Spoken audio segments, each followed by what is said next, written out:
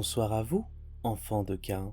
Cette nuit, je vous propose de nous intéresser aux changements qui se sont opérés en vous lorsque vous êtes devenu un vampire. Si les damnés conservent une apparence anthropomorphe pour la plupart, un certain nombre de caractéristiques nouvelles pointent tandis que d'autres se perdent. Dans cette vidéo, je vous propose de nous intéresser plus vivement à ces quelques changements. Je précise toutefois que certains clans vampiriques ont leurs propres modifications et leurs propres caractéristiques. Ici, nous allons surtout évoquer les changements généraux, mais même ces derniers peuvent être soumis à quelques particularismes suivant le clan et la secte auquel vous appartenez. Les changements physiques.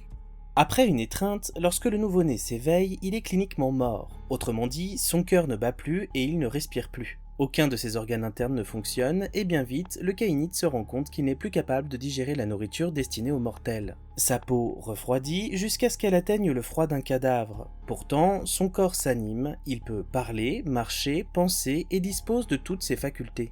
Mieux, un vampire a des sens accrus. Sa perception des couleurs est plus riche et sa vue s'améliore, son ouïe se développe considérablement et son toucher devient plus sensible. Bien qu'il ne respire plus, il sent avec précision et plus important encore, son goût devient un guide, un sens primaire. C'est lui qui le responsabilise et le conduit à chercher une saveur tout particulièrement, celle du sang. Pour l'aider à se nourrir, le nouveau-né se voit paré de crocs remplaçant généralement les canines. Ces crocs sont rétractables et peuvent passer pour des dents banales. Cet atout est utile afin de préserver la mascarade. Cependant, certains vampires, en particulier ceux s'étant détournés de la moralité humaine, choisissent de toujours sortir les crocs. Ceux-là font généralement de leur nature vampirique une fierté. Quid des morsures, me direz-vous? C'est bien pratique de pouvoir cacher ses crocs, mais si la victime peut constater ses plaies, elle finira bien par se douter de quelque chose. Mais pas de panique, puisque la salive des vampires a la capacité de refermer les plaies. Chaque fois qu'ils mordent un mortel, ils finissent par lécher la plaie. Ainsi, la victime ne se vide pas entièrement de son sang et il ne conservera aucune trace de votre baiser. Le soleil devient l'ennemi du caïnite. La malédiction de Caïn les force à se mettre à l'abri avant son lever, sous peine de mourir dans d'atroces souffrances. La chair des vampires brûle à son contact, même à travers un rideau, et si les plus entraînés peuvent y résister, cela ne s'étend pas à plus de quelques secondes. Par ailleurs, le soleil devient instinctivement l'objet d'une peur viscérale pour le vampire, de la même manière que le feu. Cet élément crée un geste de recul sitôt qu'il est aperçu de la plupart des vampires. Il est possible de travailler sa tolérance au feu, tout comme celle du soleil, mais cela demande de l'entraînement. Pour les jeunes caïnites, s'allumer une cigarette devient un vrai défi. En revanche, les vampires supportent parfaitement les lumières artificielles et électriques. Les quelques semaines suivant l'étreinte, le ou la vampire récemment transformée subit quelques autres changements. Son teint pâlit et tous les liquides présents dans son corps sont progressivement remplacés par du sang. Sa force physique se voit grandir, de même pour sa résistance et son endurance. Il pourra résister aux températures les plus chaudes et les plus froides, mieux qu'un humain, mais subira toutefois les effets du gel à long terme. Un vampire ne s'épuise que s'il manque de sang. Tout aliment ingéré autre que le seul sang aura un goût de cendre et sera vomi quelques heures plus tard. Par ailleurs, le fait que seul le sang ne circule en lui fait que si un vampire pleure, il pleure du sang. S'il sue de nervosité, il sue du sang. Et oui, s'il y a un rapport sexuel, c'est la même chanson. En revanche, le caïnite pourra faire un constat simple, il ne vieillit plus. Le temps semble s'arrêter et chaque fois qu'il se contemple, il demeure semblable à la nuit de son étreinte. Les vampires ne dorment pas, mais peuvent se plonger en torpeur. Cet état est assimilable à celui du sommeil, à la différence qu'il peut durer des centaines d'années sans s'interrompre et qu'il est beaucoup plus profond. La torpeur permet au vampire de panser ses blessures les plus graves, mais il peut être fastidieux pour lui de se réveiller de cet état. Le temps d'une torpeur dépend beaucoup de la relation que le vampire entretient avec son humanité. Plus il est humain, plus sa torpeur ressemblera à un simple sommeil et durera moins longtemps.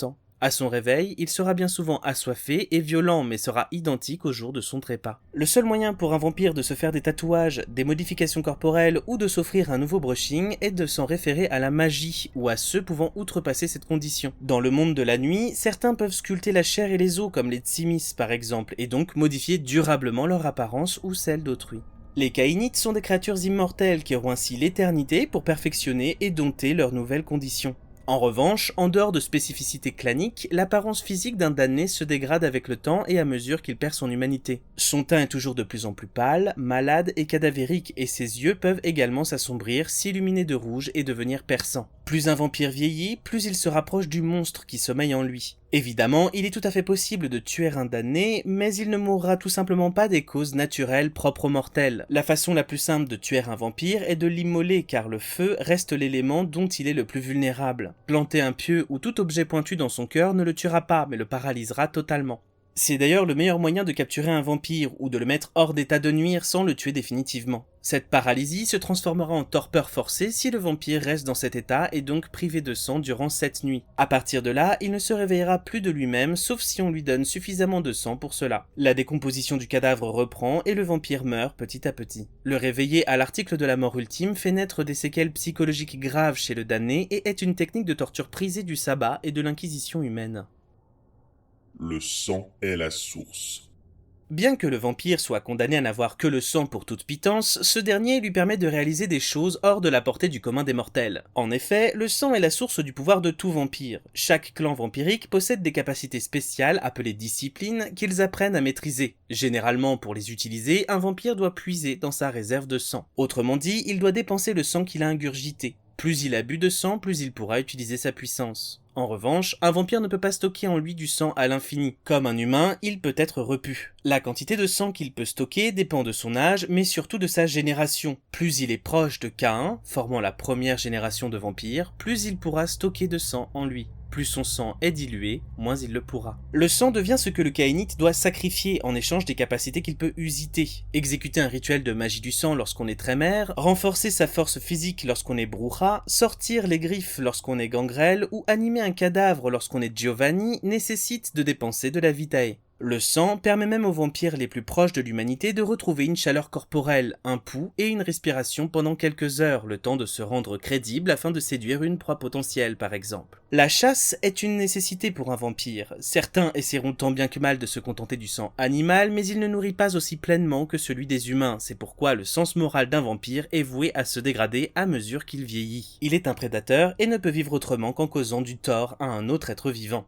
Le sang dont il se nourrit lui permet également de soigner ses blessures, même les plus dangereuses. Une balle dans le crâne, une épée transperçant le foie ou de multiples coups de fouet infligés dans le dos sont des blessures pouvant être pansées par le sang ingurgité. En revanche, si un vampire est démembré et découpé en petits dés, il est bien mort. Décapiter un vampire reste mortel. Par ailleurs, une fois qu'un vampire connaît la mort ultime, son cadavre prend l'apparence qu'il devrait avoir en fonction de l'âge réel du vampire. Ainsi, un vampire de plus de 10 ans d'existence ne sera plus qu'un amas de poussière et d'os. Le sang permet également au vampire de ressentir de nouveau les effets des produits stupéfiants. Puisqu'il ne peut plus consommer ces produits par lui-même, pour en ressentir les effets, le vampire devra consommer le sang d'un mortel ayant préalablement consommé la dite substance. Alcool ou drogue, c'est à la préférence de tout un chacun. Certains vampires recherchent d'ailleurs activement des victimes sous l'influence de l'alcool ou de stupéfiants, et ceux-là sont appelés les dépravés, ou les gueules. Si un vampire ne peut pas mourir par les maladies dues à sa nature, il peut néanmoins les transmettre. Bien sûr, il ne s'agit pas de transmettre un banal rhume, mais bien tous les maux passant par le sang. La vitae d'un Kainite peut être contaminée s'il consomme un sang lui-même contaminé. Ainsi, un vampire peut être séropositif et transmettre le VIH, et ce, sans même pouvoir prendre le traitement pouvant le rendre porteur sain. Le virus responsable du sida est un vrai fléau pour les Kainites, car dès qu'un d'entre eux est contaminé, il n'y a pas tellement de traitement possible. Il participera à la propagation et à la contamination des mortels, ce qui peut représenter un risque pour la mascarade, mais aussi pour la préservation du bétail. C'est pourquoi, même au sein de la société vampirique, on trouve des campagnes de sensibilisation et d'information, notamment lors des conclaves camaristes. Une fois contaminé, le ou la vampire est dans le meilleur des cas écarté et placé sous surveillance, dans le pire, la camarilla ou le sabbat s'en débarrasse. Le sang forge aussi des liens entre les vampires. Si un vampire boit le sang d'un autre, il se crée un lien de sang. S'il boit 3 fois, lors de 3 nuits distinctes, le sang du même vampire, alors le lien de sang est total. Le lien de sang soumet celui qui boit à celui dont le sang provient. À la première gorgée, le vampire buvant commence à ressentir de forts sentiments pour celui à qui appartient le sang qu'il a bu. Les infants partagent ce lien avec leur sire, puisque lors de l'étreinte, le sire a donné un peu de son sang afin de compléter la transformation de sa proie en vampire. À la deuxième gorgée, ses sentiments s'intensifient et influencent les choix de celui qui boit. Il voudra plaire à celui ou celle à qui il se soumet et lui nuire lui devient difficile. L'autre, en revanche, pourra le commander sans peine et l'influencer facilement. Enfin, à la troisième gorgée, celui qui boit est totalement asservi à celui dont le sang provient. Il devient instantanément la personne la plus importante à ses yeux et lui obéit au doigt et à l'œil. Défaire un lien de sang est extrêmement difficile et celui-ci persiste durablement dans le temps. Et puisque le sang d'un vampire est la clé de tous ses pouvoirs, boire entièrement ce dernier permet d'absorber la puissance de celui qui le portait dans ses veines. Cet acte est nommé la diablerie, ou amarante pour les plus anciens. Pour la camarilla, un vampire buvant l'entièreté de la vitae d'un Kainite plus vieux est le pire des crimes qui puisse être. Aux yeux du sabbat et du clan Assamit par exemple, il s'agit en revanche d'une pratique beaucoup plus fréquente. Lors de cette pratique, si mordre un mortel donnait déjà une sensation d'extase, celle de vider un vampire de son sang provoque cette même sensation au centuple. Il est très facile pour un damné de devenir dépendant de cette sensation tant elle est forte. Une fois terminée, la vitaille du diableriste s'enrichit du sang bu, et s'il s'agissait d'un vampire plus proche de Caïn, alors le diableriste change de génération et voit sa puissance s'accroître. Attention cependant, diableriser un caïnite marque votre sang et certains vampires pourront voir que vous vous êtes adonné à cette pratique récemment. Frénésie et Rutschreck. Le véritable fardeau des vampires sommeille en eux à chaque instant. La nature inhumaine des damnés n'est pas appelée malédiction pour rien. En chaque vampire se trouve une bête. Cette bête intérieure dort mais ne demande qu'à être réveillée. La bête ne sait faire que 3 choses: tuer, se repaître et dormir. C'est elle qui insuffle au vampire son instinct prédateur et meurtrier. C'est elle qui pousse à tuer sa victime plutôt que d'en boire le strict nécessaire. C'est elle qui pervertit la morale de son hôte. Elle cherchera à battre et dominer l'humain présent initialement dans chaque vampire. Si un caïnite succombe et laisse la bête prendre le dessus, il entre dans ce qu'on appelle la frénésie. Lors d'une frénésie, le vampire n'est plus le maître de ses actes, il n'est que le jouet de ses bas instincts. Il peut devenir violent ou fuir selon le contexte. La frénésie s'enclenche de diverses manières. Par le manque de sang, par exemple, mais aussi lorsque le damné se laisse submerger par une émotion forte, la colère notamment. C'est pourquoi l'étiquette est une notion importante au sein de la Camarilla. Insulter de front un autre vampire pourrait le faire succomber et vous serez la victime de sa bête. Tandis qu'une offense dissimulée sous les traits d'une plaisanterie ou d'une banale discussion empêchera la bête de se manifester. Lors d'une frénésie, le vampire est incapable de discerner ses amis de ses ennemis. S'il a soif, il boit la première proie venue. S'il est en colère, il cherchera à détruire la cause de celle-ci. Socialement, au sein de la Camarilla, succomber à la bête est humiliant et signe de faiblesse. Là où le sabbat considère qu'il s'agit d'un besoin tout à fait naturel pour le vampire. C'est pourquoi dans le premier on réprime la bête et on la renie, alors que dans le second on apprend à la maîtriser et à l'utiliser à son avantage. Un vampire frénétique s'endurcit. Il ignore tout de son environnement extérieur et cherche à annihiler la cause de sa frénésie à tout prix. Cela peut être dangereux car la bête peut causer la mort de celui qui y succombe en se projetant directement dans la gueule du loup. Un damné peut être amené à succomber définitivement à la bête. Si celle-ci parvient à éradiquer l'humain contre lequel elle lutte, alors le vampire est perdu. Il sera alors impossible de le ramener à un état de conscience autre que celui de tuer, boire et dormir. Dans ces cas-là, le seul traitement possible est de lui offrir la mort ultime. Il existe un état similaire à celui de la frénésie, nommé le Rutschreck, ou la frayeur rouge. Ce dernier peut se manifester lorsque le vampire se voit confronté directement aux rayons du soleil ou au feu. Dans pareil cas, si la frayeur rouge se déclenche, le vampire fuit la cause de sa peur immédiatement. Comme si, pendant un court instant, la bête prenait le dessus et son instinct le plus primaire l'obligeait à prendre les jambes à son cou. Qu'on se le dise, voir quelqu'un allumer une cigarette mettra probablement certains vampires mal à l'aise, mais ne provoquera pas de Rutschreck pour autant. En revanche, un début d'incendie dans une pièce où se trouve un caïnite peut avoir cet effet de la même manière que si la cigarette allumée est dirigée de façon menaçante vers celui-ci. Cela dépend uniquement de la potentielle dangerosité du feu présent ou du soleil. Tenter d'empêcher un damné sous l'influence d'un Rutschreck de fuir l'objet de sa peur revient à essuyer un coup violent. En cet instant, rien ne se mettra en travers de sa fuite.